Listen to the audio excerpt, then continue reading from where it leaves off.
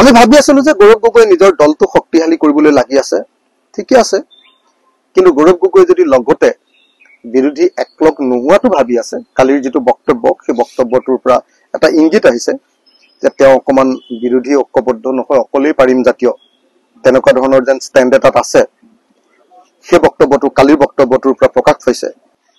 আজি কংগ্ৰেছ চৰকাৰৰ দিনত APSC কেলেংকাৰী হৈছিলে, এই কথাটো দিনৰ পোহৰৰ দৰে সত্য কথা।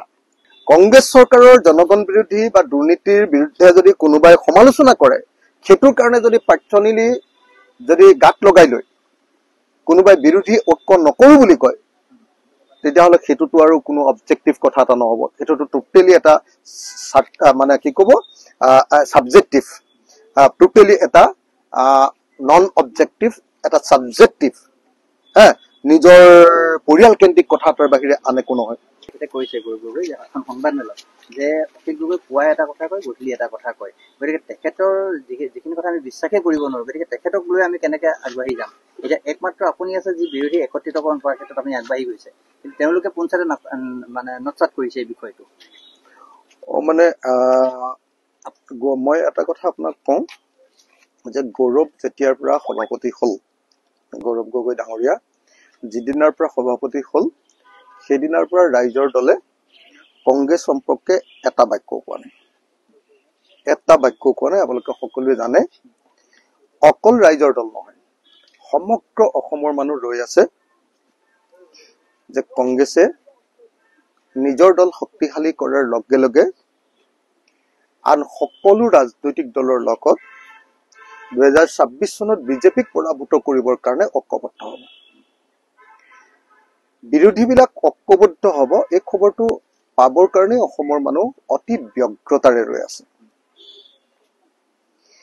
আৰু সেই ব্যগ্ৰতাৰে আমিও ৰৈ আছো, ৰাইজৰ দলেও ৰৈ আছো যে আমি বিৰোধীবিলাক ঐক্যবদ্ধ হ'ব লাগে। কিন্তু কালি গৌৰৱ গগৈৰ যিটো বক্তব্য আপোনালোকে এতিয়া ক'লে, মই পেপাৰত দেখা নাই বাৰু, সংবাদ মেলত কৈছে বুলি কৈছে, মই দেখা নাই বাৰু। গৌৰৱ গগৈয়ে কালি যিটো কথা ক'লে সেইটোৱে আচলতে কংগ্ৰেছ এতিয়ালৈকে বিৰোধী ঐক্যৰ ক্ষেত্ৰত চিৰিয়াছ যে হৈ উঠা নাই, তেওঁলোকে যে চিৰিয়াছলি কথাটো ভবা নাই, সেইটোকে প্ৰমাণিত কৰিছে। এতিয়া অসমৰ হাজাৰ হাজাৰ মানুহ, লাখ লাখ মানুহ, যিবিলাকে বিজেপিৰ অত্যাচাৰৰ পৰা অসমক বচাব খোজে, যিজনে ভাবে যে অসমৰ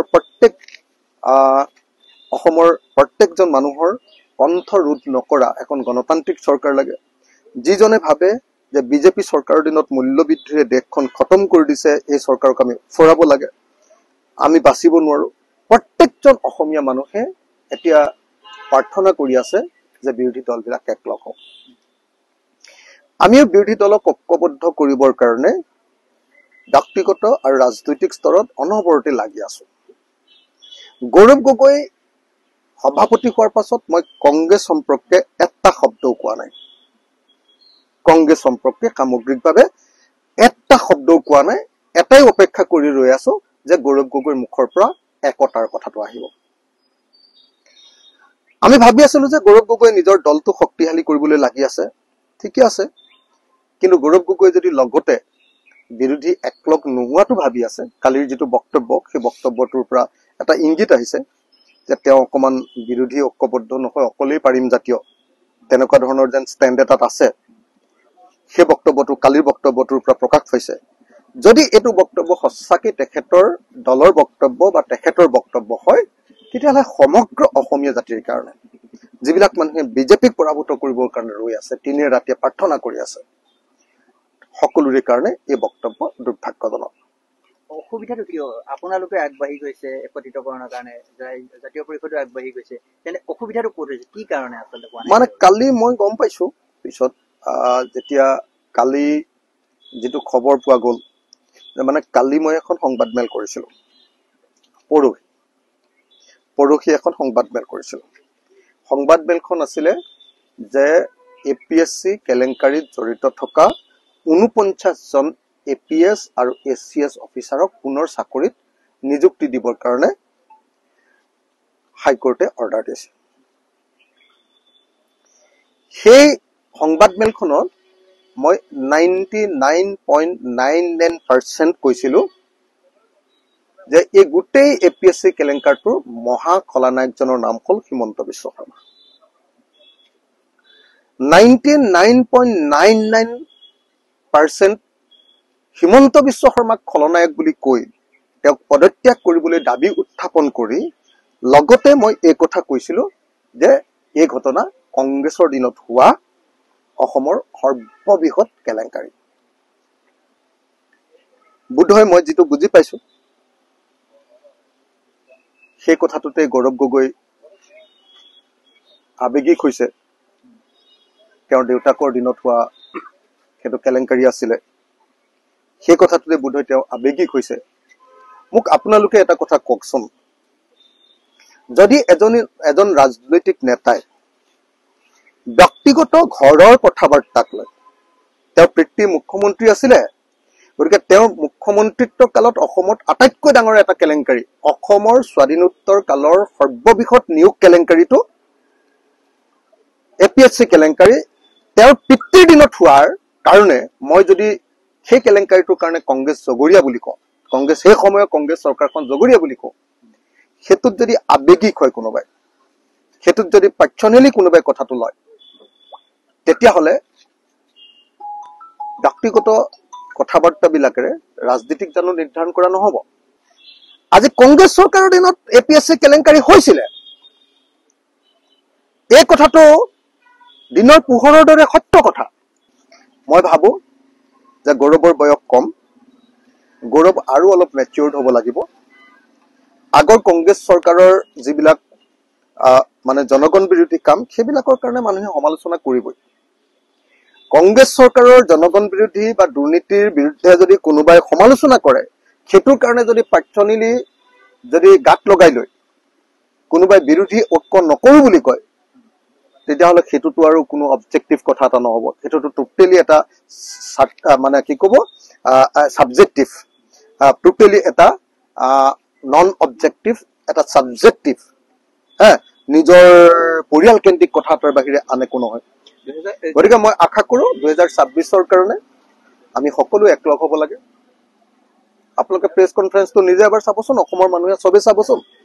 তাত মই 99.99% কৈ আছো যে হিমন্ত বিশ্ব শৰ্মাই এই কেলেংকাৰী সংগঠিত কৰিছিলে। সেই কেলেংকাৰীত আকৌ নতুনকৈ চাকৰি পাই যোৱা মানুহবিলাকৰ কাৰণে হিমন্ত বিশ্ব শৰ্মাই পদত্যাগ কৰিব লাগে। হিমন্ত বিশ্ব শৰ্মাক এডভাইচ কৰা যি ল মেকাৰ্ছ বিলাক কি কয়, আপোনাৰ যিবিলাক লয়াৰ্ছ আছে, এডভোকেট জেনেৰেল, তেওঁক চাকৰি খাব লাগে। চিফ ছেক্ৰেটাৰী পৰ্যন্ত চাকৰি খাব লাগে বুলি মই কৈছো। আৰু তাৰ পাছত কৈছো যে কথা প্ৰসংগত মাত্ৰ কৈছো যে সেইটো কংগ্ৰেছৰ দিনত হোৱা কেলেংকাৰী। আৰু কংগ্ৰেছৰ দিনত হোৱা কেলেংকাৰীটো মই কংগ্ৰেছৰ দিনত হোৱা কেলেংকাৰী বুলি নহয় বুলি ক'লে যদি হয়, আৰু তেতিয়াহ'লে এইটোতো আৰু পৃথিৱীখন উল্টাকেতো মই পঢ়িব নোৱাৰো। যদি মিত্ৰতা নহয়গে তেতিয়া ৰাইজৰ দলৰ স্থিতি কি হ'ব? মিত্ৰতা হ'বই লাগিব। চব আমি খুব আপোনাৰ গৌৰৱ গগৈ যিদিনাৰ পৰা সভাপতি হৈছে প্ৰদেশ কংগ্ৰেছৰ, সেইদিনাৰ পৰা ৰৈ আছো মিত্ৰতা হ'ব লাগে, আৰু এটাও বাক্য আমি কোৱা নাই তেওঁৰ পৰা এটা উত্তৰ পাবৰ কাৰণে। কিন্তু তেওঁ যি ধৰণে বিলম্ব কৰিছে, এই বিলম্বিত ৰেছপন্সে, বিলম্বিত সঁহাৰিয়ে অসমৰ মানুহক সাংঘাতিক ধৰণে উৎকণ্ঠিত কৰি ৰাখিছে। তেওঁ কিয় বিৰোধী পক্ষৰ লগত এতিয়ালৈকে কথা পতা আৰম্ভ কৰা নাই? কিয় এবাৰো কোনো বিৰোধী পক্ষৰ মানুহলৈ এটাও ফোন কৰা নাই? কিয় এবাৰো ক'তো জেচাৰ দেখুওৱা নাই? বিৰোধী পক্ষৰ প্ৰতি ভাল জেচাৰ এটা কেতিয়া কিয় দেখুওৱা নাই? কংগ্ৰেছে সঁচকে এইবাৰো আকৌ বিজেপিক শাসনত দিবৰ কাৰণে তেওঁলোকৰ নিজৰ অহংকাৰৰ জৰিয়তে বিজেপিক শাসনত দিবৰ কাৰণে আকৌ ব্যৱস্থা কৰি দিব নেকি? তো এইটো অত্যন্ত চিন্তনীয় বিষয়। আৰু সেইকাৰণে মই আশা কৰিম যে কংগ্ৰেছে 2026ৰ কাৰণে ঐক্যবদ্ধ হ'বৰ কাৰণে কাম আৰম্ভ কৰক। আমি সকলো ঐক্যবদ্ধ হ'বৰ কাৰণে সাজু আছো। কোনেও এইটো ভুল বুজিব নালাগে যে ৰাইজৰ দলে নিজৰ চিট পাবৰ কাৰণে কংগ্ৰেছৰ লগত ঐক্যবদ্ধ হ'বৰ কাৰণে আমি বৰ আশা পালি ৰৈ আছো, এনেকুৱা ভাবিব নালাগে। আমি এই বুলিহে আশা পালি ৰৈ আছো যে 2026 চনত আমি বিজেপিক পৰাভূত কৰিম, আৰু বিজেপিক পৰাভূত কৰাৰ স্বাৰ্থতে আমি 2026 চনত আমি ঐক্যবদ্ধ হ'ব লাগিব, বিৰোধী ঐক্যবদ্ধ হ'ব লাগিব, আৰু হিমন্ত বিশ্ব শৰ্মাক আমি জেলত দিব লাগিব। তাৰমানে আপুনি আপুনি বিচৰা বাতৰি পাব কেৱল নিউজ 18 এপত। নিউজ 18 এপ ডাউনলোড কৰিবলৈ স্ক্যান কৰক এই QR কোড। গুগল প্লে ষ্টৰতো পাব এই নিউজ 18 এপ।